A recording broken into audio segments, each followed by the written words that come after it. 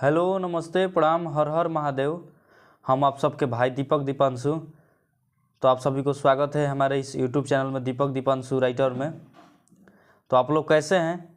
आशा ना पूर्ण विश्वास है कि आप लोग एकदम ठीक होंगे और एकदम ठीक रहिए, मस्त रहिए, स्वस्थ रहिए। तो आज से नवरात्र का तो समय ख़त्म हो गया। तो आज हम आप सबके लिए लेकर के आए हैं बहुत ही मस्त एकदम छठ गीत है। अच्छा मैटर है एकदम। वो सबके तर्ज बाटे कि सोनावा सलामत रहे, प्रमोद प्रेमी भैया के जौन अभी गाना बाजत रहे सावन में, फिर देवी गीत बाजला वही धुन पर।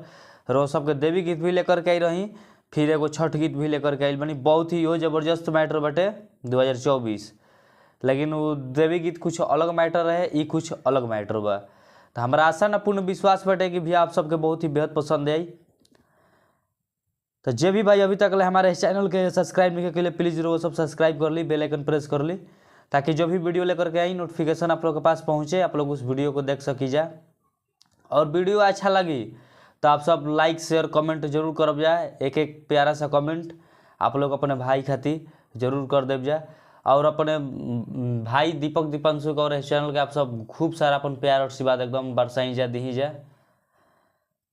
तो छठ के मैटर बा सिंगल सॉन्ग बाटे, जहाँ दो बार वो सब खुद समझदार बानी, जहाँ दो बाटे ये समझ जाए कि दो बार गावे के बा। तर्ज फिर से वो सबको बता दी कि तर्ज बा सोनावा सलामत रहे, प्रमोद प्रेमी 2024। तो वो सबसे आग्रह बा, विनती बा कि हमारे चैनल के फॉलो ज़्यादा से ज़्यादा आप लोग करी जाए, हमसे जुड़ी जाए, ताकि जो भी वीडियो लेकर के आई ना फुल एंड फ्री रहेला। तो प्लीज़ वो सब हमारे इस चैनल से ज़्यादा से ज़्यादा जुड़ी जाए। वो सब खातिर एक से एक बड़ा बड़ा मैटर लेकर के आवत रहब और आवतनी। तो लोकगीत, छठ गीत, चाहे जौन भी होके सीजनली गाना वो सब खातिर लेकर के हम आईना। जे भी भाई के हमारा से पर्सनल गाना लेवे के होई, भाई एक बार जरूर हमसे संपर्क कर सकता है कॉल या व्हाट्सएप के जरिए। कम से कम चार्ज में भाई खातिर अच्छा गाना लिख दिए। देवी गीत थे, छठ गीत, सैड सॉन्ग, ऑर्केस्ट्रा सॉन्ग, लोकगीत, जौन भी वो सबके लिखवावे को होई नया साल के, सरस्वती पूजा के, प्लीज़ वो सब एक बार अपने भाई से कॉल व्हाट्सएप के जरिए संपर्क कर सकता नहीं है। कम से कम चार्ज में गाना वो सबके लिखा जाए। तो वो सबके अब देर न करते हुए हम मुखड़ा के डमी करके सुनाई। तारे दे दयाए बाबा सोनावा सलामत रहे, वह ट्यून बा। तर्ज सोनावा सलामत रहे, प्रमोद प्रेमी 2024। तो मुखड़ा बा सिंगल सॉन्ग बाटे। रो सब आशा ना रो सबके हम तुरंत डमी करके सुनाव तनी। तो चलिए रो सबके देर ना करते हुए हम मुखड़ा के डमी करके सुनाव तनी। अरे ए छठी माई अर्जी मोर बावे हो, बड़ी मुश्किल में चलत दौर बावे हो। दो बार बा। ए छठी माई अर्जी मोर बावे हो, बड़ी मुश्किल में चलत दौर बावे हो। कइले बरत बानी अपना सहजादी खातिर, चढ़ाई बजोड़े पर शादी सोनावा से शादी खाती, चढ़ाई बजोड़े पर शादी आ हीरावा से शादी खाती। तो हमारी लिखल मुखड़ा रो सबका कैसा लागल, हमारा आशा ना पूर्ण विश्वास बा कि रो सबके बेहद पसंद आई हुई। और अच्छा लगी तो प्लीज़ रो सब इस चैनल के और अपने भाई दीपक दीपांशु के ढेर सारा प्यार और आशीर्वाद दी जा। रो सबका ऐसे ही एकदम प्यार और आशीर्वाद बनले रही जा। रो सब खातिर हम बनैले रहब एक से एक बड़ा बड़ा मैटर लेकर के आई, single duet track new track सारा कुछ रो सबके परोसत रहम इस चैनल के माध्यम से।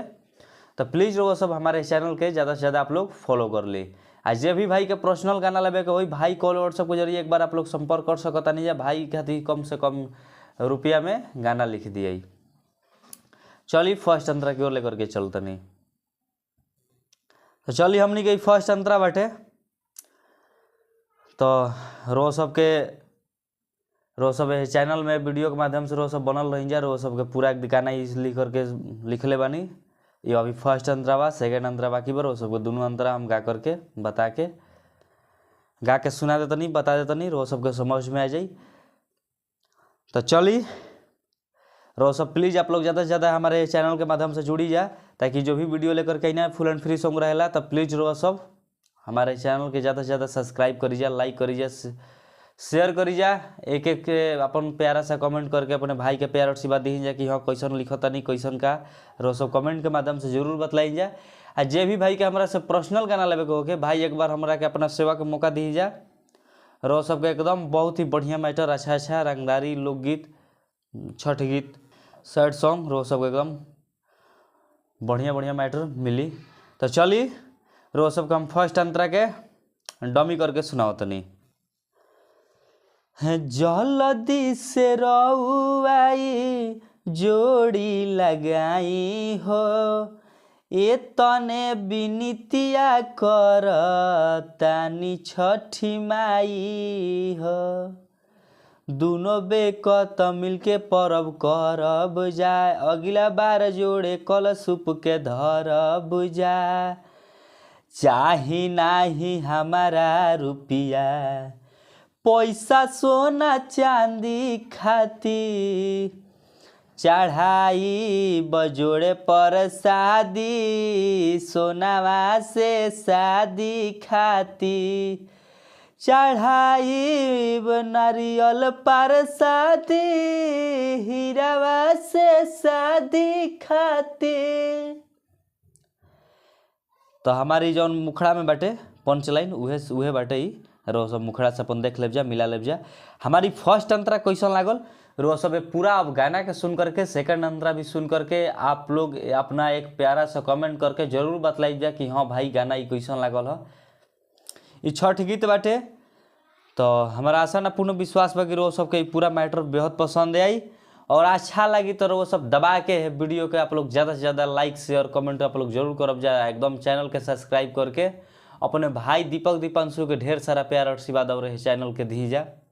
रो सबके चैनल के माध्यम से बहुत सारा कुछ अभी देवे वाला बानी, बहुत सारा कुछ अभी बाकी बचे, अभी देता नहीं, अभी बहुत सारा कुछ बाकी बा। तो प्लीज़ वो सब हमारे चैनल के फॉलो करके आप लोग ज़्यादा से ज़्यादा हमारे चैनल से जुड़ी जा, और अपन प्यार और आशीर्वाद अपने भाई पर बनैले रही जाए।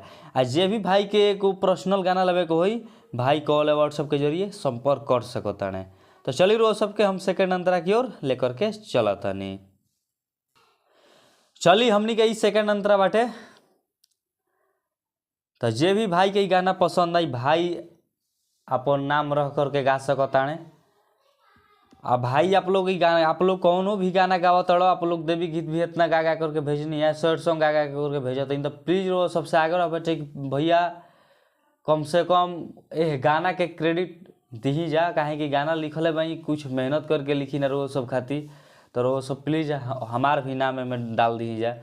रो सब गाना के लिंक भेजे नहीं जा दूसरा के नाम डाल करके, उससे कोनो बात नहीं करो, सब कोई के नाम डाल जा, लेकिन एक बार प्लीज़ अपने भाई के भी, छोट भाई के भी नाम में रख दी जा।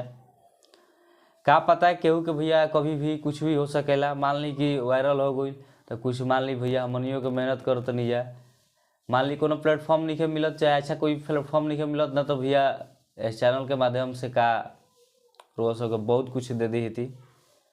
लेकिन चलिए वो सब कोई बात ना, गाना गावत नहीं है डालत गावत नहीं है कोनो बात ना, लेकिन थोड़ा सा अपने भाई के भी नाम एगो रख दीजिए, दीपक चाहे दीपांशु कुछ भी डाल दीजिए, चल ये कोनो बात नहीं है। तो जे भी भाई के वीडियो पसंद आई प्लीज़ वो सब ज़्यादा से ज़्यादा ये वीडियो के अपन लाइक शेयर कमेंट जरूर करब जा, और अपने भाई दीपक दीपांशु के और दीपक दीपांशु राइटर चैनल के आप लोग ढेर सारा प्यार आशीर्वाद अपन देहब जा।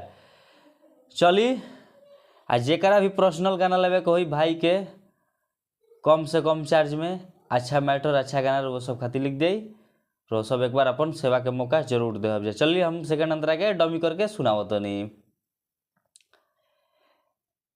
केहू न राजी बावे घारावा केहू कारा, कहेला निकामा लोग घूमे वाला छोकाड़ा, तनी उनहू के मतिया के फेर दी जी, हम देतानी और रउआ ले ली जी। दीपक प्रमोद प्रकाश चंदन के आदि खाती चढ़ाई बजोड़े पर शादी सोनावा से शादी खाती। अब फिर कोरस बा कि चढ़ाई बजोड़े पर शादी हीरावा के शादी खाती हीरावा से शादी खाती। तो चलिए हमारी लिखल मैटर वो सबके कैसा लागल, हमारा आशा ना पूर्ण विश्वास बा कि भैया वो सबके बहुत बेहद पसंद आइल और वीडियो के माध्यम से अपने भाई दीपक दीपांशु को सब अपन ढेर सारा प्यार और आशीर्वाद देव। हमारा आशा ना पूर्ण विश्वास बा भैया कि मैटर कुछ अलग हट करके बनल बाटे या कुछ अलग अंदाज में भी बा। छठ गीत रहा भैया, तर्ज रहे सोनामा सलामत रहे छठ गीत 2024 प्रमोद भैया के ट्यून पर रहा। तो हमारा आशा ना पूर्ण विश्वास वगैरह सबके वीडियो गाना मैटर वो सबके बेहद पसंद आइल हुई और सब अपन प्यार आशीर्वाद अपने भाई दीपक दीपांशु और चैनल पर जरूर अपन बनैले रही जा और बनैले रहब जा आजीवन। रो सबके प्यार आशीर्वाद के हमारा जरूरत बटे और वो सबके रो सब खातिर वो सबके सेवा में हम 24 घंटा हाजिर बनी। तो चलिए नेक्स्ट सॉन्ग खाती टाटा बाय बाय, जय हिंद, जय भारत, जय भोजपुरिया समाज, जय माँ सरस्वती।